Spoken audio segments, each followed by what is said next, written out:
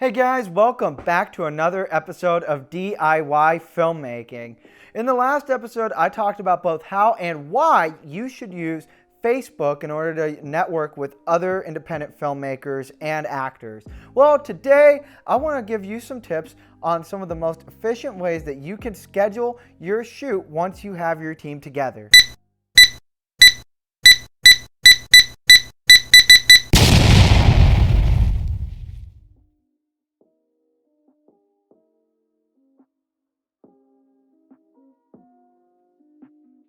If you've ever worked on your own independent film before, chances are that you know that scheduling your production is one of the hardest parts of the entire pre-production process. I mean, everybody has their own life going on and other priorities, and especially if you are making a no-budget movie where everyone's helping you on a volunteer basis, getting everyone's schedules to line up is damn near impossible. Because even having a few days where everyone you need for the production is available is so difficult. One way that a lot of independent filmmakers kind of counteract this is by trying to shoot as many scenes as possible at one location in a given day. Now, there's a good and a bad way to do this, and while it's not ideal, as long as you come in with a well thought out plan, you can in fact get a lot done in one day at one location, meaning you'll have less days that you have to schedule overall for the production, making your process of scheduling the shoot much simpler. So one of the best ways that you can actually schedule out your shooting day to where you can film scenes at a much quicker pace is by running multiple different cameras. Now, I can speak from experience around the Northeast Ohio area and working on indie films up here, that a lot of people in this area like to shoot, including myself, on a Blackmagic Pocket Cinema Camera 4K. So being able to match your images, being able to match the settings for exposure, for instance, that's a big one. Make sure you have the same white balance. And if you could do that, you can shoot from multiple different angles so you can capture scenes in a lot fewer takes. However, there is one thing that you want to keep in mind if you are going to be shooting from multiple cameras. Make sure that if you're not using the exact same make and model of camera across the board for all your cinematographers, at least do your research. Make sure that the settings will generally match. Obviously, you're not going to be able to use the exact same ISO, the exact same aperture, what have you, if you're using different types of cameras. But some cameras you can play around with, take a little bit of time, and you can get the images to match pretty well. But if you can't, then that trick's not going to work. Obviously, you don't want to be shooting something from two different cameras and it looks vastly different when you're changing angles. That's one of the worst things you could do. So whether or not you do have multiple cameras to cover scene coverage in any given take, another good time management skill that you're going to want to build when you're structuring your shooting day is actually going to be keeping in mind the set design. The less that you have to change the set around, the better off you're going to be. And if you do need to make set changes, structure your shot list in an order that all the changes that you're making to the set are going to be progressive. I did this with my short film Hang In There at the motel. All of the scenes that took place in the motel, the idea was at the beginning of the film, everything would be kind of clean, kind of neat.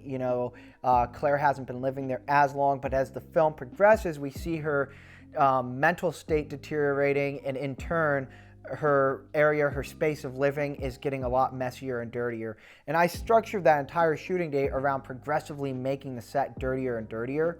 Now, I learned a valuable lesson because this actually wasn't even the best way to go about progressive set design.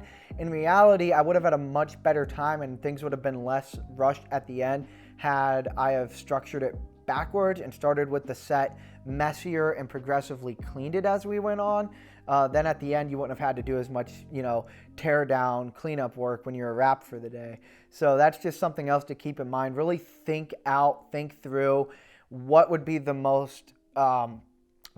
smartest way that you could structure your whole day around set design so that you're either making as few changes as possible or the changes you're making are working their way in a progressive manner. Another good time management skill when you're structuring out your day on set, your production day, is keep in mind the actors.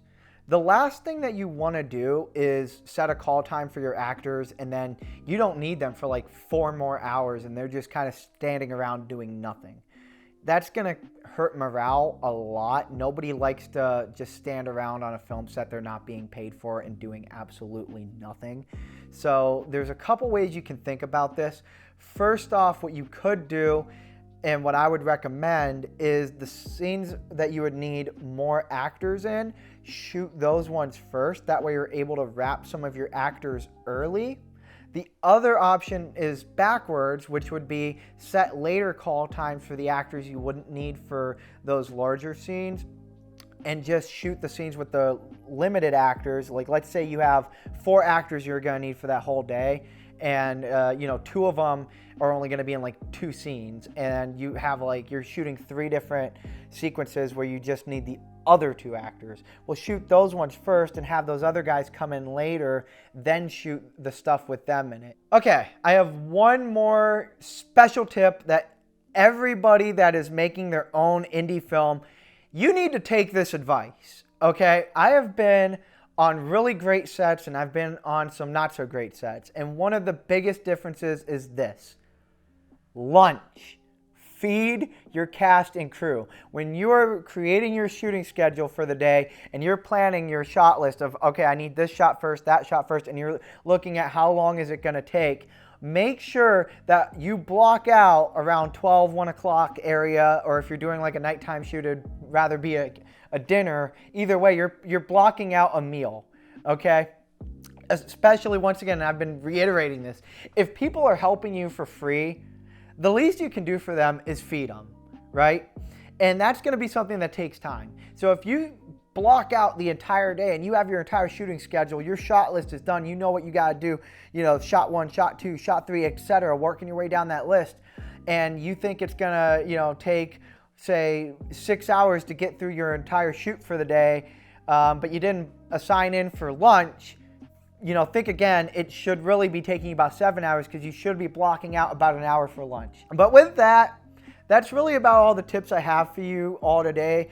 This video is really more so about how to block out your individual production days rather than creating your entire shooting schedule. If you want me to do a video talking about creating your whole shooting schedule and planning out what scenes you want to shoot and what days, I can do another video on that later. But one thing I don't think is really ever talked enough on YouTube really is just what can you do to most efficiently get the most done on set in one day without feeling rushed, and while keeping everyone that's helping you out in a good, positive mood and having fun on the project. So I hope you liked this video, and if you did, please remember, drop a like, subscribe, hit that bell for notifications, and then also I want to know what you think all in the comments. So if you have any tips for other independent filmmakers, what would you do, what have you done on set to make your production days run smoother? Let me know in the comments. Once again, I've said it before and I'll say it again, I don't know everything. I'm on this journey, but I'm here to share my journey with all of you, and we're all in this together. So I'd love to get your feedback down in the comments. But until next time, that's a wrap.